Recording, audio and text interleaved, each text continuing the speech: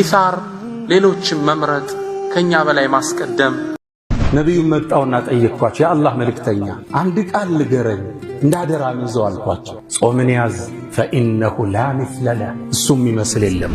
የዒባዳ ጥፍጥና የተዘጉ እንባዎች የሚከፈቱት ጾም። ዑርወት ብን ዙበይር ታዋቂው ሰሓባ የሞት አፋፍ ሲደርስ ያው ሊሞት ሲል ሰው አፉ ይደርቃል፣ ምላሱ ይላወሳል። ውሃ መጡለትና ጠጣሉት። ውሃን ያልጠጣ ማለት እንደ ጾሙ ከአላህ መገናኘት ነው ፈልጋለች። ምክንያቱም ሐዲስ ላይ ኢማሙ አሕመድ በተዘገበው ሼኽ አልባኒ ሰሒህ ባሊት ሐዲስ ላይ አንድ ሰው ለአላህ ብሎ ጾሞ ከሞተ ደኸለል ጀና ነው ሐዲስ። ነፊሰቱ ብንቱ ሐሰን ዓቢድ ነበረች፣ ጿሚ ነበረች። የሞት አፋፍ ላይ ስትሆን ያቃሰትሽ እኮ ነው ውሃ ጠጪ አሏት። ጾመኛ ነበረች። ጾምሽን ትቻሏት በጭራሽ አለች። አታውቁም እንደ እኔ 30 ዓመት ሙሉ አላህን በጾም እንዲወስደኝ ስለምነው ነበር፣ አሁን አፈጥራለሁ እንዴ አለች። ቁርአን መቅራት ጀመረች። መጨረሻ ላይ እየቀራች ከተበ ረቡኩም ዐላ ነፍሲሂ ረሕማ፣ የእናንተ ጌታም በነፍሱ ላይ እዝነትን ጻፈ ሚለው አንቀጽ ስትደርስ ሩሃ ወደ ሰማይ ተሻገረ። ረመዳን ልክ እንደ ዩሱፍ ከወንድሞቹ መሃል ማለት ነው። ልክ ዩሱፍ አባቱ ያዕቁብ ዘንድ በጣም እንደተወደደው ሁሉ ረመዳንም አላህ ዘንድ ከወሮቹ ሁሉ የተወደደ። ረመዳን ቀሲሩ ላ የቅበሉ ተቅሲር፣ ረመዳን አጭር ነው፣ ማጉደልን አይቀበልም። አላፊ ነው፣ መዘናጋትን አይቀበልም። ረመዳን ማለት ልክ እንደ ዩሱፍ ከ12 ወንድሞቹ መሃል እንደሆነው 11 ወንድሞች እሱ 12ኛ። ረመዳንም 1 ወር ከ11 ወር ጋር 1 ዓመት። ልክ ዩሱፍን ጉድጓድ ውስጥ ሊገሉት ጣሉት። እባካችሁ አትጣሉት፣ በርካሽ አትስጡት፣ ተንከባከቡት፣ የውመል ቂያማ ሸፋዓ ይሆነናልና ይላል ኢብኑል ጀውዚ። ቁርአን ላይ አሳኢሑን ብሏቸዋል። ወደ አላህ የኮበለሉ የተጓዙ ቱሪስቶች ከነፍስያ ጣጣ ከስሜት አልፈው ወደ አርሕማን የተጓዙ በጉዟቸው ላይ ደስታን የሚያገኙ ማለት። ስትጾም የደስታ ብርሃን ውስጥ ይንቦገቦጋል። እንደ ጾም የቁርአንን ጥፍጥና የሚያመጣ የለም። ኢነ ፊ ዱንያ ጀነተን፣ ዱንያ ላይ እኮ ጀነት አለ። መን ለም የድኹልሃ፣ ያልገባት ፈለን የድኹለ ጀነተል አኺራ፣ የአኺራውን ጀነት አይገባም ይላል። የትኛውን ጀነት ነው አሏቸው? ቃል ጀነቱል ኢማን፣ የኢማን ጀነት አለ። ቁርአን ውስጥ የሚገኝ ደስታ አለ። ዚክር ውስጥ የሚገኝ ደስታ አለ። መሳኪን አህል ዱንያ አሉ አንዱ ሰለፍ። የዱንያ ሰዎች ምስኪኖች ዱንያ ላይ ያለን ጣፋጩን ነገር ሳይቀምሱት ወጥቷል አሉ። ምንድነው ጣፋጩ ነገር አሏቸው? ሑቡላህ፣ አላህን መውደድ፣ ወልኡንሱ ቢህ፣ በሱ መረጋጋት፣ እሱን ማፍቀር፣ እሱን ማውሳት። የዱንያ ዋናው ጥፍጥና ያለው እሱ ውስጥ ነው። ተጠቅመውበት ከሚወጡት አላህ ያደርግ። አልሐምዱሊላህ الذي نشر بقدرته البشر وصرف بحكمته وقدر وابتعث محمدا إلى كافة أهل البدو والحضر. الحمد لله حمدا كثيرا طيبا مباركا فيه مباركا عليه، ملء السماوات وملء الأرض وملء ما بينهما وملء ما شاء ربنا من شيء بعد. أهل الثناء والمجد أحق ما قال العبد وكلنا لله عبد. أشهد أن لا إله إلا الله وحده لا شريك له، له الملك وله الحمد وهو على كل شيء قدير. يا من كلما نودي أجابا، ومن بجلاله ينشئ السحابا، ويا من رد يوسف بعد در إلى من كان ينتحب انتحابا، ويا من كلم الصديق موسى كلاما ثم ألهمه جوابا، ويا من خص أحمد باصطفاء وأعطاه الرسالة والكتاب. وأشهد أن محمدا عبده ورسوله، البشير النذير والسراج المظهر المنير، خير الأنبياء مقاما وأحسن الأنبياء كلاما، لبنة تمامهم ومسك ختامهم، أغر للنبوة خاتم من الله مشهود يلوه ويشهد، وضم الإله اسم النبي إلى اسمه إذا قال في الخمس المؤذن أشهد، وشق له من اسمه ليجله، فذو العرش محمود وهذا محمد.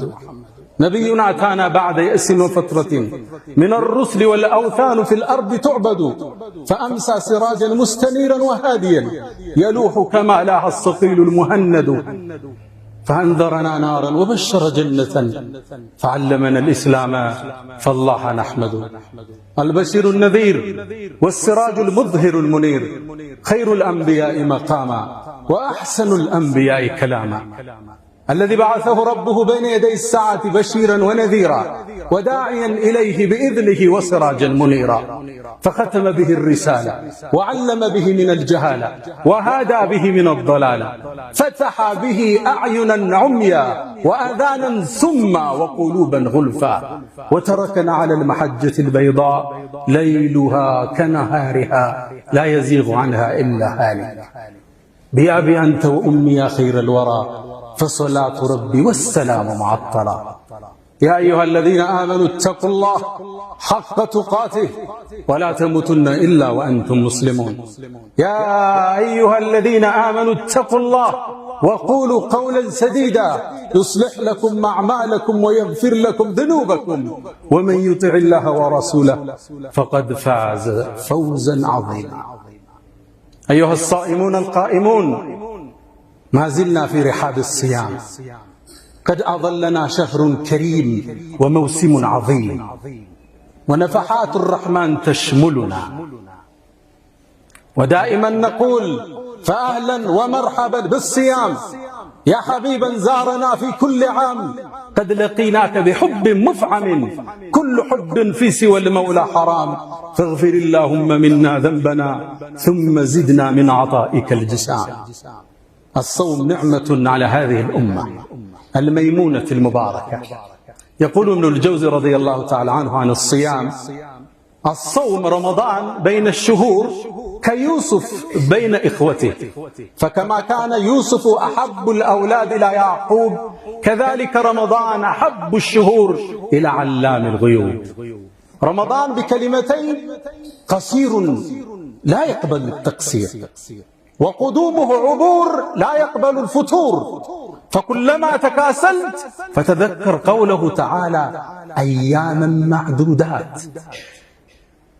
رمضان بين 11 شهرا كيوسف بين 11 كوكبا، فلا تقتلوه ولا تلقوه في الجب ولا تبيعوه بثمن بخس، بل أكرموا مثواه عسى أن ينفعنا أو نتخذه شفيعا يوم الحساب. ورد في الحديث عن أبي أمامة الباهلي عند النسائي وصححه شيخنا الألباني قال: أتيت النبي صلى الله عليه وسلم فقلت: يا رسول الله مرني بشيء آخذه منك، فقال: عليك بالصوم فإنه لا مثل له، وفي رواية: عليك بالصوم فإنه لا عدل له. لا مثل له للصيام في تهذيب الأخلاق وتهذيب النفوس ورقة القلب والتلذذ بالقرآن، وفي صحة الجسد.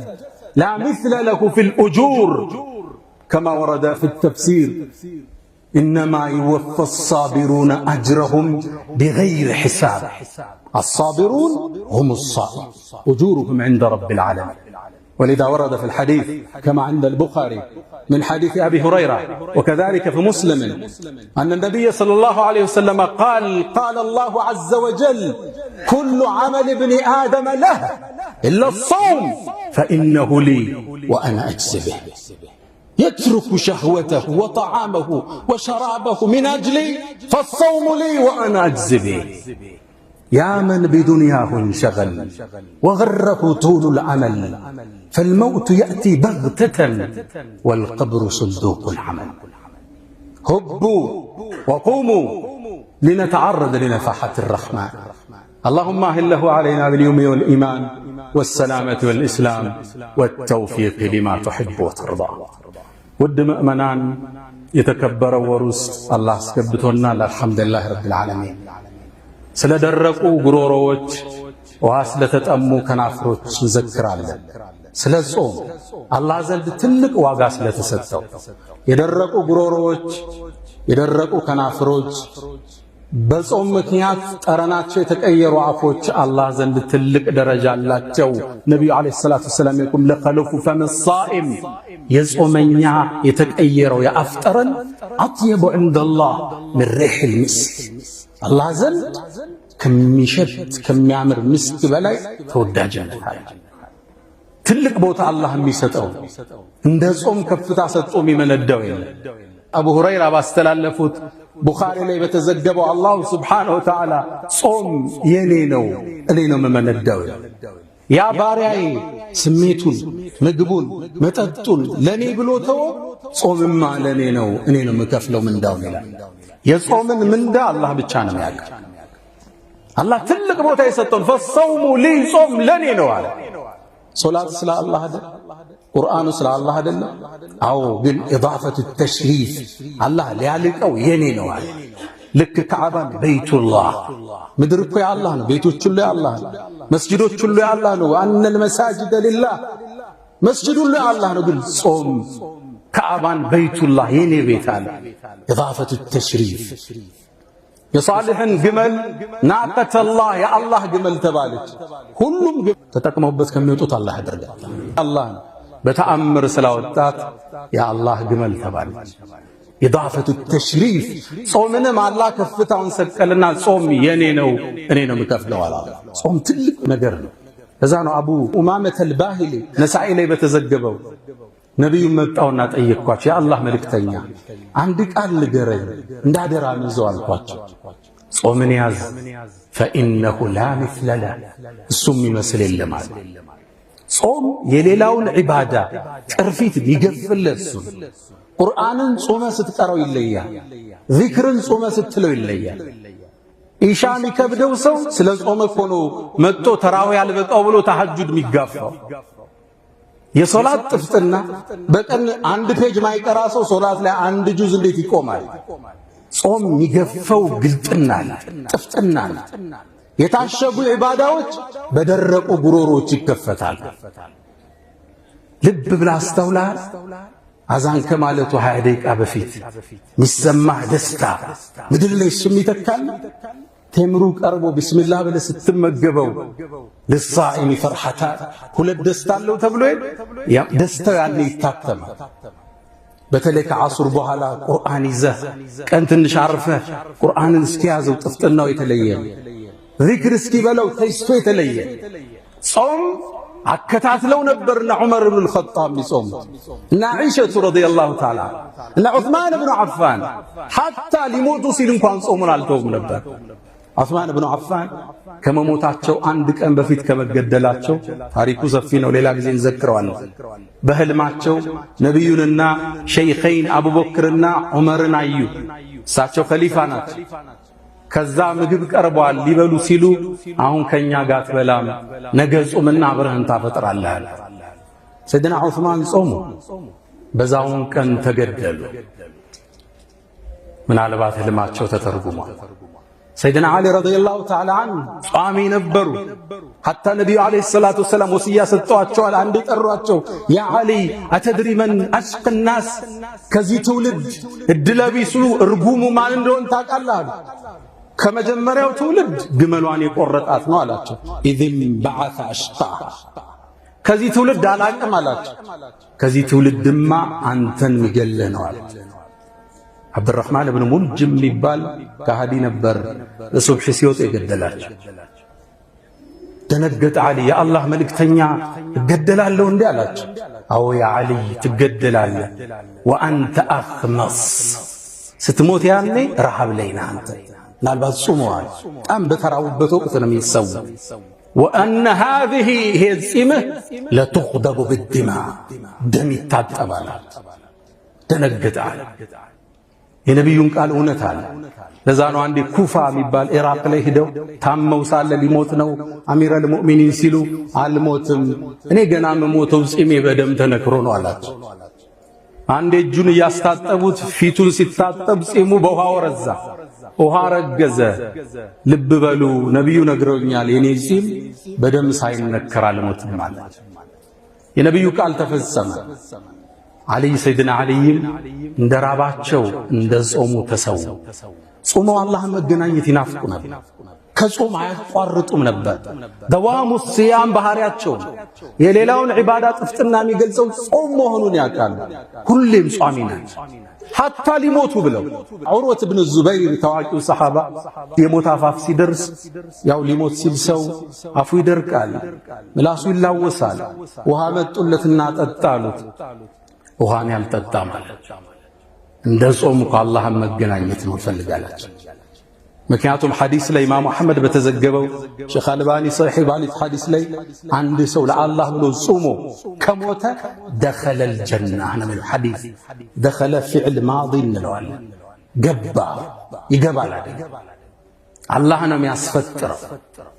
ወሰቃሁም ረብሁም ሸራበን ጠሁራ።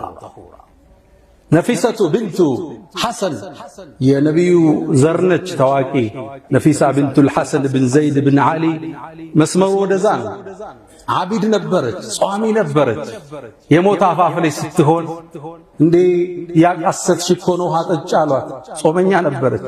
ጾምሽን ትቻሏት በጭራሽ አለች።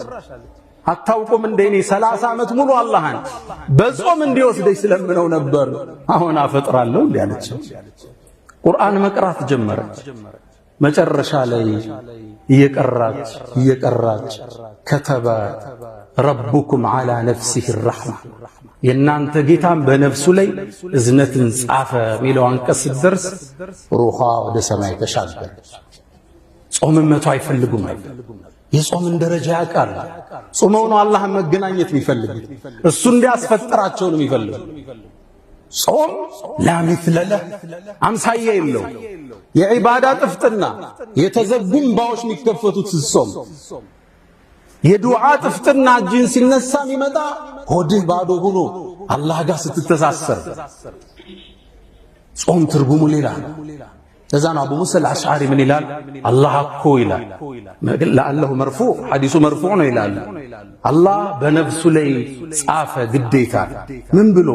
ባሪያዬ እኮ ይላል በጣም ፀሐይ በሆነ ወቅት ላይ ለኔ ብሎ ጾሞ ጉሮሮ ደርቆ አላየውም። የውመል ቂያማ እኔ ያጠጣሁት ቢሆን እንጂ ያኔ በጥም ሰው በሚንገላታበት ቀን ይላል። ወሰቃሁም ረብሁም ሸራበን ጠሁራ፣ ያንተ ጌታም ጽድት ያለውን መጠጥ አጠጣቸው ይላል። የጀነትን ሰው ኩሉ ወሽረቡ ሀኒአን ቢማ አስለፍቱም ፊል አያሚል ኻሊያ፣ ጾመኞቹ ሲሄዱ ብሉ ጠጡ ባሳለፋችሁት ጊዜ ይባላል። ዱንያ ላይ ከፍላችኋል ሂሳቡ፣ አሁን ደሞዛችሁን ሰጥ። ጾም ጥፍጥናው ሌላ ነው። ሐሰኑል በስሪ ረዲየላሁ ተዓላ ዐንሁ ባስተላለፉት ዘገባ ላይ አንድም ባሪያ ታሪክ ያነሳል። የውመል ቂያማ ጀነት ውስጥ ግባ ይባላል። የጀነት ዓለም ሌላ ዓለም ነው። ወንዞች ይፈሳሉ፣ አዕዋፋት ይዘምራሉ። የማር ወንዙ ጥግ ላይ ቁጭ እንዳለ ውብ ሑረል ዒን ትመጣለች። ውበቷም አይለካ፣ ቁንጅናዋ ጥግ የደረሰ ከፊቱ መጣ ትሰየማለች። ሚስቱ ነች፣ ታወራዋለች፣ መጠጥም ትሰጠዋለች። ይጠጣሉ፣ ይሳሳቃሉ፣ ፍቅር ይደራል። በወሬ መሃል አንድ ነገር ትለዋለች። አላህ ለምን እኔን እንደዳረ ታውቃለህ ትለዋለች። እንዴት ዳረኝ? አንዴ ጾሞ አላህ ተመለከተ። ዱንያ ላይ በጣም ውሃ ጥም ጠምቶ ነበር፣ ቀኑ ረዝሞብ ነበር፣ ስቃይ ተሰምቶ ነበር። ያኔ አላህ ወደ ምድር ተመልክቶ ለመላእክቶቹ ፎከረ። ባንተ የተነሳ ባሪያዬን እዩት፣ ስሜቱን፣ ምግቡን፣ መጠጡን ለኔ ብሎ ትቶ ይሰቃያል። እኔ ዘንድ ያለ ምን እንዳፈልጎ ነው? መስክሩ መላእክታኖች፣ እኔ ምሬዋለሁ ይላል። ያኔ ምሮ እኔን ለሚስትነት አጨልህ ትለዋል። ያቺ ውብ ኮረዳ ሑረል ዒን ከአምሳል ሉሉል መክኑን የተዘጋ የተከደነ ሉል የምታበራ የምታምር ጸጉሯን ሸብ የምታረግበት መሐረብ ይላሉ ነብዩ ሰለላሁ ዐለይሂ ወሰለም ኸይሩን ሚነ ዱንያ ወማ ፊሃ፣ ዱንያና ዱንያ ከያዘችው ንብረት በላይ ይበልጣል። የጀነቷ ሑረል ዒን ወደ ዱንያ ብቅ ብትል ምድርና ሰማይ ታበራዋለች ይላሉ ነብዩ ዐለይሂ ሰላቱ ወሰለም። ያቺ የውበት ጥግ የቁንጅና ካስማ የሆነች ከጎኑ ቁጭ ብላ ጾመኛውን ታባብለዋለች። ጾም ደረጃው ትልቅ ነው። ረመዳን ጾም ምን ለማመድበት መልካም አጋጣሚ። ፈስተግፊሩ ፈጡባ ሊልሙስተግፊሪን።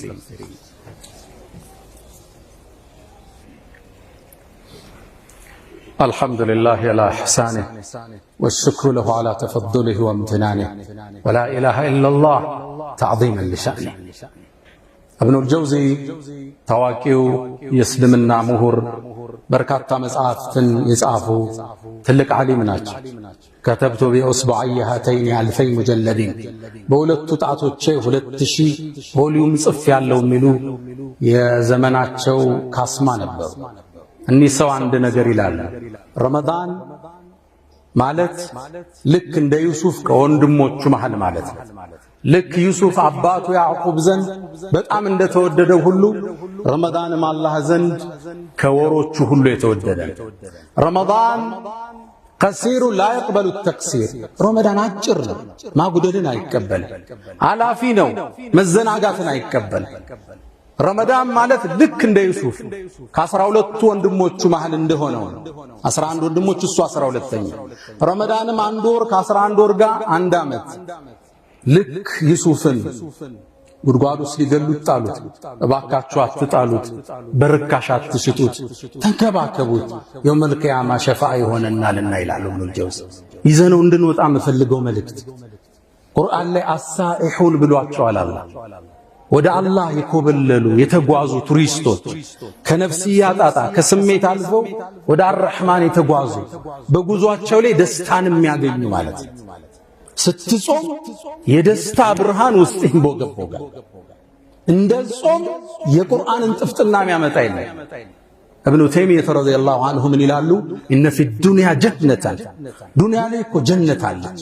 መን ለም የድኹልሃ ያልገባት ፈለን የድኹለ ጀነተል አኺራ፣ የአኺራውን ጀነት አይገባም ይላሉ። የትኛውን ጀነት ነው አሏቸው? ቃል ጀነቱል ኢማን፣ የኢማን ጀነት አለ። ብዙ ሰው ማያውቅ የኢኮኖሚ ድሎት ደስታን አይሰጥም፣ ጊዜያዊ ነው። መኪና ዛሬ ይዘህ በ6 ወሩ መቀየር ያምራል። የገባህበት ቤት ነገ ልትለውጡ ያምራል። የሰራኸው ሕንፃ ሌላ ነገር ያምራል። ደስታው ጊዜያዊ ነው፣ መረጋጋቱ ወቅታዊ። ትክክለኛ ደስታ ያለው ኢማን ውስጥ ነው። ጾም ውስጥ የሚገኝ ደስታ አለ። ቁርአን ውስጥ የሚገኝ ደስታ አለ። ዚክር ውስጥ የሚገኝ ደስታ አለ። መሳኪን አህል ዱንያ አሉ አንዱ ሰለፍ። የዱንያ ሰዎች ምስኪኖች ዱንያ ላይ ያለን ጣፋጩን ነገር ሳይቀምሱት ወጥቷል አሉ። ምንድነው ጣፋጩ ነገር አሏቸው? ሑቡላህ፣ አላህን መውደድ፣ ወልኡንሱ ቢህ፣ በሱ መረጋጋት፣ እሱን ማፍቀር፣ እሱን ማውሳት። የዱንያ ዋናው ጥፍጥና ያለው እሱ ውስጥ ነው። ለዛ ነው ሰለፎቻችን ምን ይላሉ? እነዛ እኮ ነገስታቶች እኛ ያለንበትን ደስታ ቢያውቁ በሰይፍ ይጋደሉን ነበር ይላል። ውስጣቸው ያገኘውን እርካታ ነገስታቶች ቤተ መንግስት ውስጥ አያገኙት። ይሄም ቢያውቁ ኑሮ ይላሉ አገሩን ስልጣኑን እንደወሰዱት ይሄን ለመቀማት ይጋደሉን ነበር ይላል። ويقول بعض السلف كما في وابل الصيب ابن القيم እንደጠቀሱት አንዱ ምን ይላሉ? አንዳንዴ እኮ ይላል ልብ በሉ በቀልቤ የደስታ ስሜት ያልፋል። ልቤ ስትዘል ስትነጥር በደስታ ይታወቀኛል። ታዲያም ብዬላለሁ አሉ የጀነት ሰዎች እኔ ባለውበት ደስታ ውስጥ ካሉ ታድለዋል ማለት ነው። ይገባችሁ ነው ቋንቋቸው። من عمل صالحا من ذكر وأنثى وهو مؤمن فلنحيينه حياة طيبة እነዛ በእኛ ምን ነቢዩን የተከተሉ ቆንጆን ህይወት እናኖራቸዋለን አላሉ። ሐያተን ጠይብ፣ ሽሮ በላ ደሮ በላ ውስጡ ደስተኛ የተረጋጋ የሰከነ ስብዕና።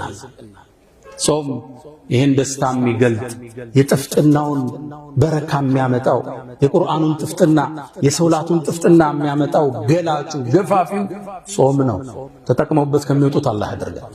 ያ መን ቱሒቡነ ነቢየ ሙሐመዳ ሰሉ ዐለይሂ ወሰሊሙ ጡለል መዳ ወሰላቱኩም ወሰላሙኩም ኑረን ለኩም ፊ አምሲኩም ወቢየውሚኩም ወለኩም ገዳ ኢነላሀ ወመላኢከተሁ ዩሰሉነ ዐለን ነቢይ ያ አዩሀለዚነ አመኑ ሰሉ ዐለይሂ ወሰሊሙ ተስሊማ አላሁመ ሰሊ ዐላ ሙሐመድ ወዐላ አሊ ሙሐመድ ከማ ሰለይተ ዐላ ኢብራሂም ወዐላ አሊ ኢብራሂም ወባሪክ اللهم على محمد وعلى آل محمد كما باركت على إبراهيم وعلى آل إبراهيم في العالمين إنك حميد مجيد اللهم أعز الإسلام والمسلمين وأذل الشرك والمشركين اللهم تقبل صيامنا وقيامنا اللهم لا تدع لنا في مقامنا هذا ذنبا إلا غفرته، ولا هما إلا فرجته، ولا دينا إلا قضيته، ولا غائبا إلا رددته، ولا مريضا إلا شفيته. اللهم أحسن ختامنا واجعلنا وتوفنا مع الأبرار من الذين أنعمت عليهم مع النبيين والصديقين والصالحين وحسن